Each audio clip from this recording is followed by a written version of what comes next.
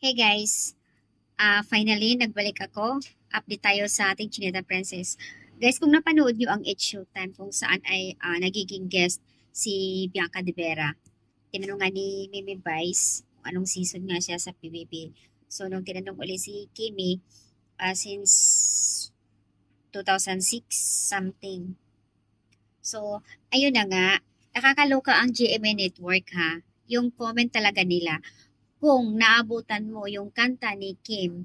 Kasi nung time na kumanta nga, unang kanta ni Kimi talaga sa PBB na Chinese song lyrics. So, siya lang talaga yung nakakanta ng ganoon. Sabi ng GMA Network, kung naabutan mo yung kanta ni Kim, ibig sabihin matanda ka na may emoji na tawa. Kaloka ang GMA. Aba nagtrending kaya ito, sobra. Ang dami tuloy nagko-comment, nagbigay reaction dito sa comment ni GMA Network. At syempre naman, sinagot nga naman ni Kim, grabe naman kayo kung makatanda. Pero may pabiro din si Kim because of the money, kaya niya yun ay talagang ginawa. Kung naabutan mo itong kanta, ibig sabihin matanda ka na. Kaya naman, sagot ni Kim, hoy, super ka naman makatanda. Pero may emoji din na tawa.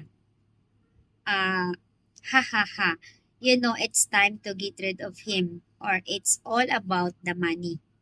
Wah, sabi niya.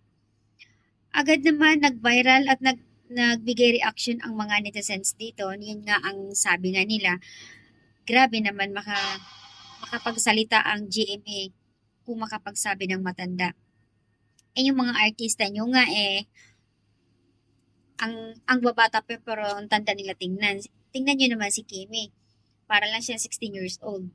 Pero 36 na siya. Pero pag makita nyo naman, parang 16 years old lang. Parang walang nangyayari sa mukha. Mas bata pa nga tingnan si Kimi kaysa sa mga artist nyo, GMA. Ayan. Tingnan ni Kim Cho. Tingnan nyo naman kung i-compare mo doon sa mga artista nyo. So, guys, nakakaloka. Wow. Wow. Really? GMA Network?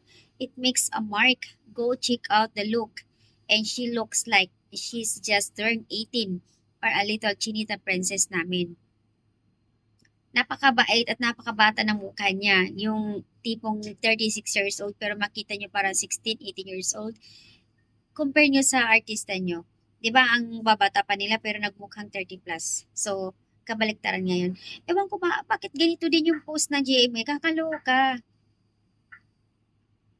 Super naman sila na parang kakadibunga lang ni Kimi kung makapagsalita sila kay Kim Chiu na matanda.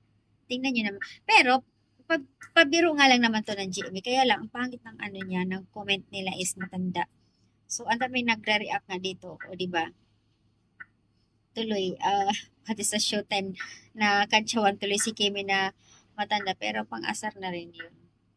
Kimi, hindi ka tumatanda Pabata na pabata ka nga. Para kang 16 years old. So, ayan, grabe ka naman, GMA Network. Mukhang sweet nga si Kimi Kung ikaw compare mo naman sa mga artista nyo. Actually, kahapon pa ito pero kasi nga, nag-open ako sa Twitter. Talaga namang napag-uusapan si Kim Chiu dito dahil doon sa comment ng GMA na parang, although, pabiro, pero yung word na matanda ka na. 'Di ba? Looks like they have a problem with old men. Probably Kim Chiu super bait and blooming.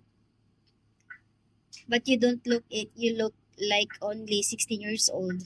Okay, okay lang yan, Kimmy. Parang sweet ka naman, 16 years old Huwag mo napansinin yung comment ng GMA Network. If Kemerald fans were as crazy as Aldab fans and you already have 20 years old kid by now. So, ayan lang aking update guys. Naluluka lang ako dito sa comment ng GMA Network dahil nga doon sa showtime kung saan ay nag-guest nga si Bianca De Vera. So, yun nga.